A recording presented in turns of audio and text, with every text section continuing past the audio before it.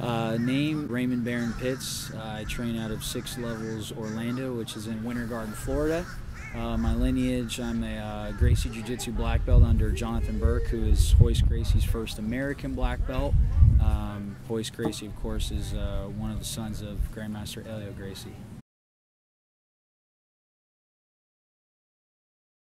Training Jiu-Jitsu, I think 12 years. I'll say 12 years. Been a black belt for around a little over 2 years now, but they say at least a minimum almost 10 years. But I was training as a kid. I never really, I was a big physical specimen, but I never really took to any sports. And then I was a very chubby kid, about half the size I am now height-wise.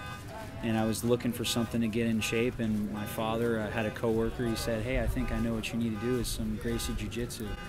And this is right around the time when Royce Gracie was about to fight Matt Hughes, so that's over 10 years ago. And I went in there, I thought it was like karate or something, like everyone else when they hear Jiu-Jitsu.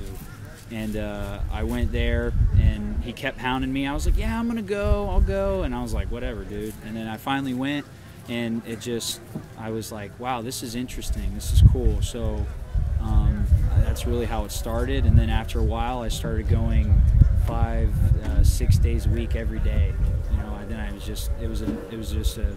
wasn't a conscious thing where, wow, let's keep doing this. I just kept showing up because it was a fun thing to do. And then eventually it's like you noticed you've been bitten by the bug, so to speak. So it was good starting out like that, just the right place, right people. It was great. Today you had a really solid victory with a submission in a 10-minute match.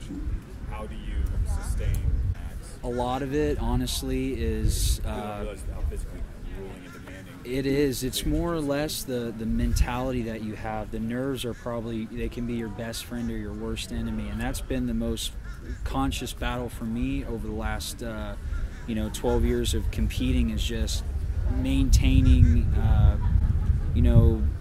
just maintaining your nerves. That's the biggest thing. Everybody, as you can see, that we all come out a little stiff and then we start to hit our groove. So maintaining that is just training the right way, not overtraining, but also how we perform in the gym and how we perform out here. We're trying to get that in sync in one, because anybody can go to their gym or academy and roll around and flow, and then when you have a big crowd around you, there's a lot of people, referees, all that kind of stuff. There's somebody in front of you you've never sparred with before. It can be a big battle, but the biggest battle is probably against yourself. So you're just reminding yourself, stay calm, stay cautious, and just trying to just have a hold of your emotions is probably the biggest battle in MMA as well.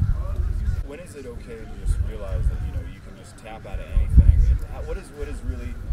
Where's that balance in jiu-jitsu between going, I won't tap, I'll get out, to you're really not playing it smart for the longevity of your time in the sport? We're all different animals, man. All of our egos, we're all different sized and whatnot, and a lot of those guys who come in and who've done kind of some grappling arts before, they have a preconceived notion of what jiu-jitsu is going to be.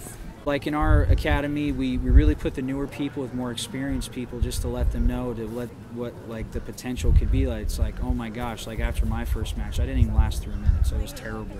But how that stuff translates, so to speak, is just the ego. Eventually, it will get soothed out. It'll get worked out, as they say. So that all depends on how willing you are to listen, to the technique and to the philosophy of what jiu-jitsu can bring to your life.